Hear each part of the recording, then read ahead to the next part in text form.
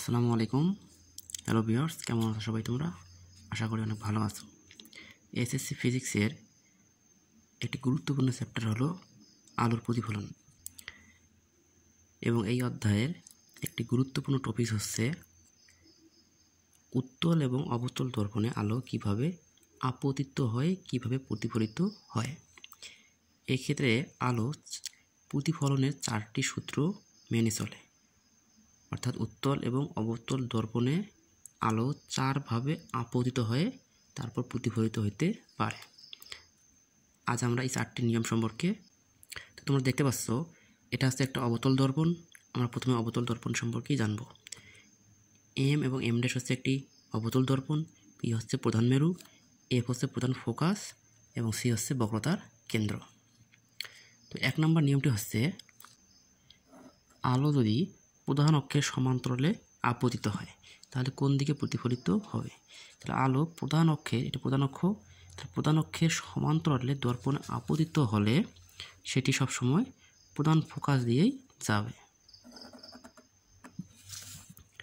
1 নম্বর নিয়মটি হচ্ছে আলো যদি প্রধান অক্ষের সমান্তরালে দর্পণে আপতিত হয় তাহলে আলো প্রধান ফোকাস দিয়েই প্রতিফলিত হবে। তো এটি হলো 1 নম্বর নিয়ম।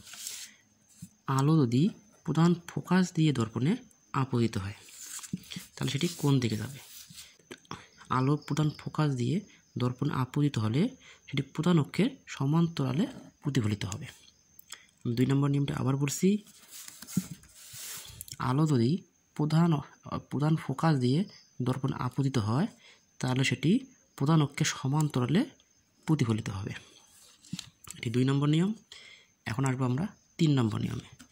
3 নম্বর নিয়মে আলো যদি বক্রতার কেন্দ্র দিয়ে দর্পণে আপতিত হয় তাহলে সেটি বক্রতার কেন্দ্রের দিকেই ফিরে আসবে। আমি আবার বলতেছি, আলো যদি বক্রতার কেন্দ্র দিয়ে দর্পণে আপতিত হয় তাহলে সেটি বক্রতার কেন্দ্রের দিকেই প্রতিফলিত হবে। এই হলো অবতল দর্পণে আলোর প্রতিফলনের 3টি সাধারণ সূত্র। এবার আসবো আমরা উত্তল দর্পণে আলো কিভাবে আপতিত হয়, কিভাবে প্রতিফলিত হয়। তাহলে উত্তল দর্পণে আলো যদি প্রধান অক্ষের সমান্তরালে দর্পণে আপতিত হয় তাহলে সেটি এমনভাবে প্রতিফলিত হবে দেখে মনে হচ্ছে সেটি প্রধান ফোকাস দিয়ে যাচ্ছে।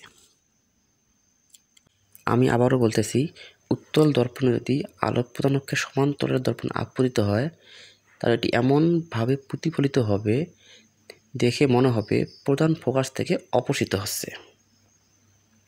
গেল উত্তল দর্পণের নিয়ম। উত্তল দর্পণের আরেকটি নিয়ম হচ্ছে আলোক রশ্মি যদি প্রধান ফোকাসকে টার্গেট করে দর্পণে আপতিত হয় তাহলে আমি আবার বলতেছি, আলোক রশ্মি যদি প্রধান ফোকাসকে টার্গেট করে দর্পণে আপতিত হয় তাহলে সেটি প্রধান অক্ষের সমান্তরালে প্রতিফলিত হবে। আলোক রশ্মি যদি প্রধান ফোকাসকে টার্গেট করে দর্পণে আপতিত হয় তাহলে সেটি প্রধান অক্ষের সমান্তরালে প্রতিফলিত হবে।